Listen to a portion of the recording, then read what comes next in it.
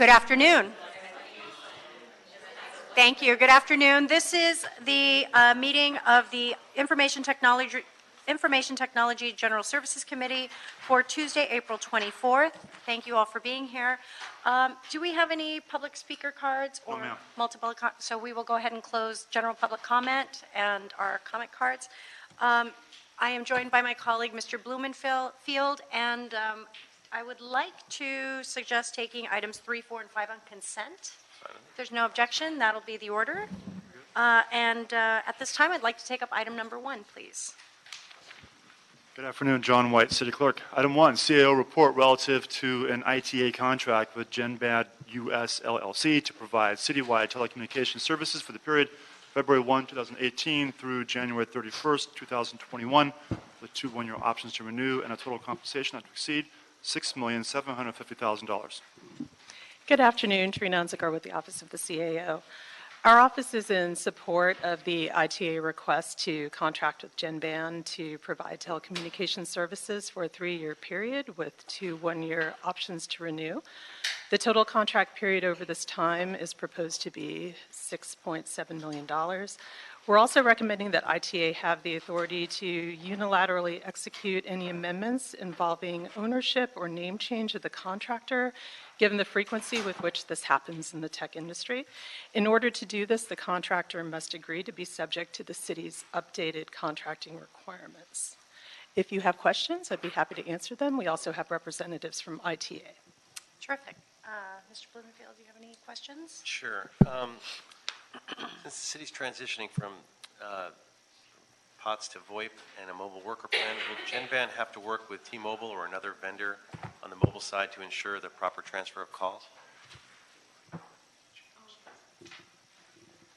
Good afternoon. Laura Ito with Information Technology Agency. The GenBand software handles that kind of transaction, so it's not a matter of the vendors working together. It's the software product that we're using through GenBand. Okay, great. And then, are we concerned at all about entering into an agreement with a company that's in the process of merging with another company? No, we have been using GenBand actually on the library implementation. We have found them to be a very cooperative vendor, and we are very confident in the product. So the merger is not going to no. Like this? As Trina had mentioned, mergers and takeovers happen so frequently in the telecommunications industry. We're really just basing this on the product selection. Who maintains our VoIP right now? We are using GenBand software for our current VoIP implementations. Okay, so does the contract differ at all, or it's just an extension? This is actually a new contract. We were previously purchasing the licenses through a general services contract. Now we are putting on all of the city protections through a personal services contract with GenBand. So it really strengthens the city's position. Great. My only question was in terms of the next phase of the rollouts for the VoIP, what are the priorities that are being established in terms of where they're going to go next? Yes. ITA has the mayor's draft budget, or the mayor's proposed budget, rather, and we were funded for 7 more Los Angeles police stations to implement VoIP there. So that will be our major implementation for next year. As we're working with departments on the mobile worker plan and trying to roll out where we can with the mobile worker program, we will roll out VoIP as the alternative where mobile worker is not an appropriate selection. Got it. Okay. Thank you. There are no other questions. I'd like to go ahead and approve the CAO recommendations, and without objection, that'll be the order. Thank you. Thank you very much. Let us go to item 2, please. Item 2, CAO report relative to amending the ITA contract with 3DI Incorporated, extending the term for 3 years through February 4th, 2021, and increasing the total compensation by $3 million for the continued development and maintenance of a customer relationship management system. Again, Trina Unziker with the Office of the CAO. Our office is in support of the ITA request to amend this existing contract with 3DI. It would add $3 additional million of funding to the contract for a new maximum spending option of $7.8 million. That additional expenditure authority is going to allow ITA to pay for modifications and ongoing maintenance for the My LA 311 customer relationship management system. And we're also in support of ITA's request to extend the term of the contract. The extension would be for 3 years for a maximum period of 8 years. Thank you. Mr. Bloomfield, any questions? Yeah, question. So which departments are not on the CRM system, and when is it anticipated that Phase 2 will be completed to get all the departments onto the system? The departments that are in Phase 2 are Animal Services, Recreation and Parks, and Department of Transportation. So the completion, actually, I will have our project manager, Ed Magos, address the timing for completion of Phase 2.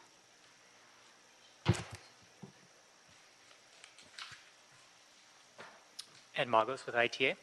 The schedule is to have those Phase 2 departments completed by the end of this calendar year. Great. Okay. And then are there modifications included in the original scope of work with this new contract? So there have been, there's been work performed by 3DI to stabilize the system.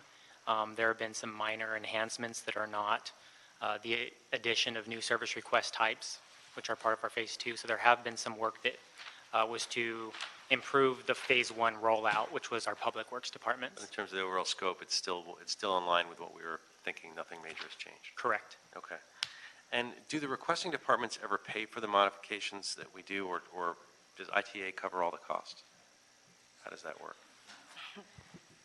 So my understanding is that some of the request is covered as part of the contracting authority through ITA, but in addition to that, if departments request modifications or if they need changes, ITA goes through a process where they request or they clarify whether a department has funds available, and if the department has funds that are available for use, then the department would compensate ITA for that component of work.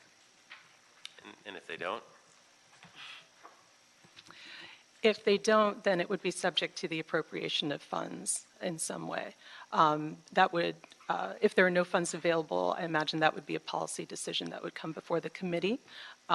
There is also an Oversight Committee that considers modification requests as well.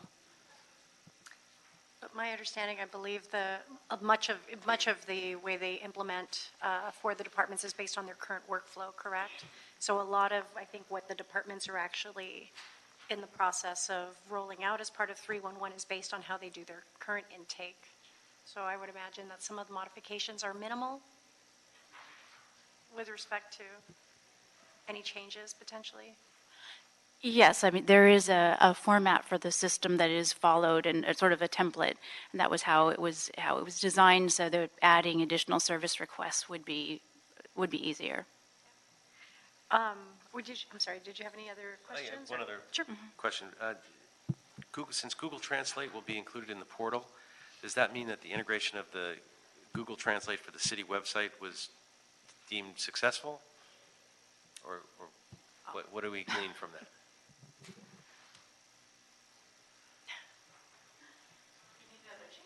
So the Google Translate widget was added to the portal last year, and for a period of 6 months, we added a disclaimer letting folks know that this was a machine language translation from Google, that we couldn't guarantee the accuracy. Mainly just because we did notice in our testing that some of the words were not perfectly translated. In that time, we've been monitoring the analytics and usage, and we've seen regular usage and kind of organic growth of the Google Translate widget. We did remove the disclaimer after analyzing that most users of these translation widgets understand the limits of machine translation. Did we talk to the city attorney before we did that?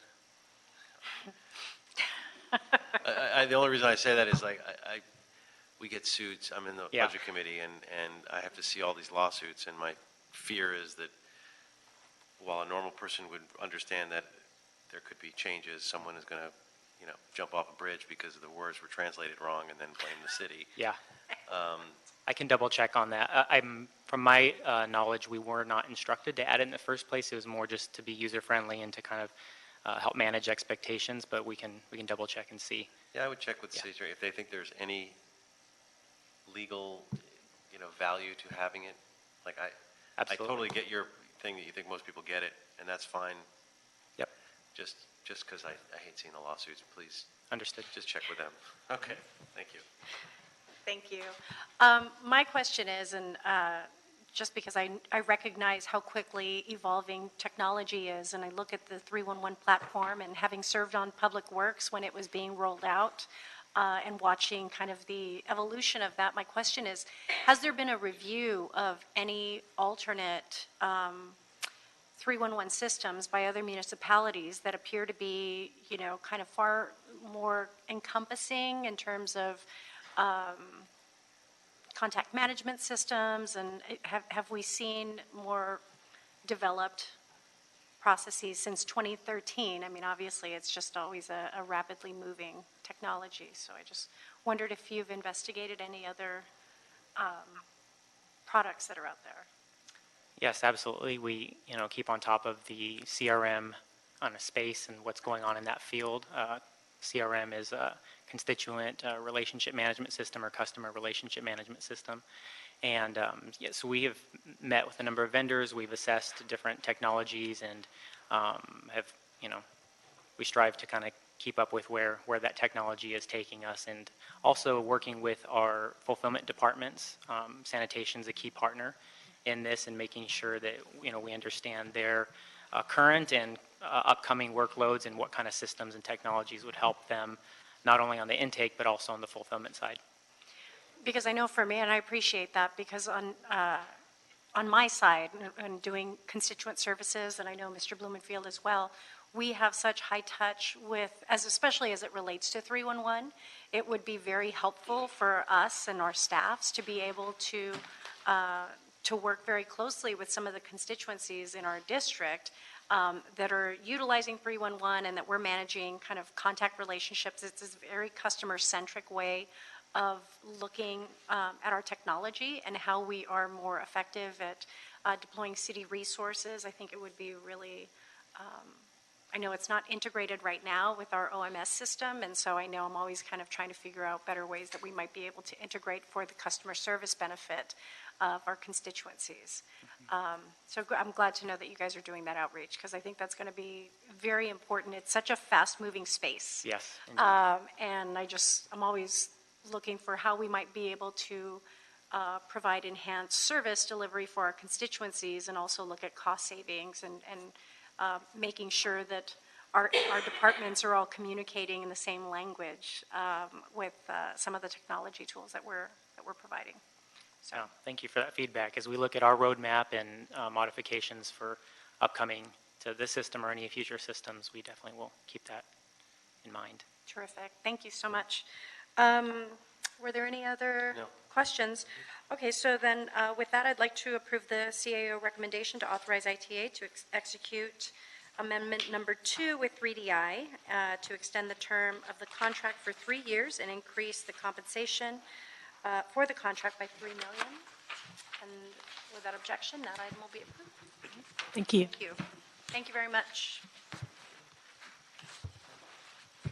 And to item number 6, please. Item 6, a report authorizing the Department of General Services on behalf of the Department of Public Works, Bureau of Sanitation, to enter into a new lease with Olive Hill Street Partners for office space located on the 10th floor of the South Park Center, located at 1149 South Hill Street, for a term of 10 years with 1 5-year option to renew the rental rate of $83,844 per month. Well, good afternoon. I'm Paul Burke with GSD Real Estate. And as you know, we received a request from Los Angeles Sanitation looking for some extra space. This is not going to be a complete move. They're going to utilize the same space that they have. They need extra space because of staff ramping up. GSD was successful in negotiating a 10-year deal with a 5-year option, as mentioned. And in regards to any other questions you may have as far as the staff and the data, I made sure that we had sanitation here to answer those questions for you. Thank you. No questions. Okay. Makes sense. I have some questions. Sanitation, thank you so much for being here. My primary question is, I know that there's a lot of vacancies currently with the Bureau of Sanitation. And so I'm wondering, given the staffing, the current staffing levels, what is projected at this time to actually utilize this additional space and what the plans are? Good afternoon. Anne Marie Amazon from LA Sanitation. We are expecting to fill, we're actively seeking to fill all of our vacancies. And for the report, there's about 130-something positions that we are trying to fill that right now we won't have room for at the Public Works building. Okay. And then, given the timeline, I just want to make sure that we're kind of all still working on the same page, that inevitably the Civic Center will accommodate all of these employees in the future. It's not going to still be located at an off-site location? We were notified that, or we were told that the Civic Center facility would not be able to accommodate all of sanitation, and that we would need still the extra space if the city were to sell the Public Works building. Okay. Okay. And that includes even all the other additional locations throughout the city that sanitation currently has, and it still wouldn't, all the spaces wouldn't? Yes, all our spaces are full. Our media center facility is full. We are actually we've got 12 environmental compliance inspectors that are actually working out of conference rooms there. So we are seeking to move maybe 12 people from media center. Are the environmental compliance inspectors, that's on the watershed protection side? Yes, And that's related to the HOPE teams, correct? yes. And they're downtown? They are, yes, at our media center facility. They're- Oh, they're like by... By Glendale? By Glendale, Yes, yeah. on Okay. San Fernando Road. Okay, okay. But aren't they out in the field, though? They're out in the field, but they come back into the office to do reports and just do their paperwork at Okay. the office. Okay, all right. Okay, all right, so it's a 10-year with a 5-year option to renew. That's correct? That's correct. And I just wanted to impress upon the committee that this lease is actually a pretty good lease in regards to the price per square foot. The amenities that are being afforded the sanitation department. South Broadway, this is Lincoln Heights? Where is this, 1140? It's right across the street from their current location. Oh, so, okay. It's very Oh, convenient. Okay. But that said, we looked at other locations, but could not find one location that will encompass, in this case, 27,000 square foot.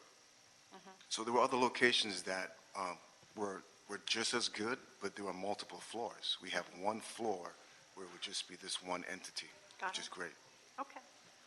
All right. Well, if there's no objections, then we will go ahead and adopt the recommendation. Thank you for answering those questions for me. Mr. Clerk, have we cleared the desk? You have. Okay, thank you very much. This meeting is adjourned. How's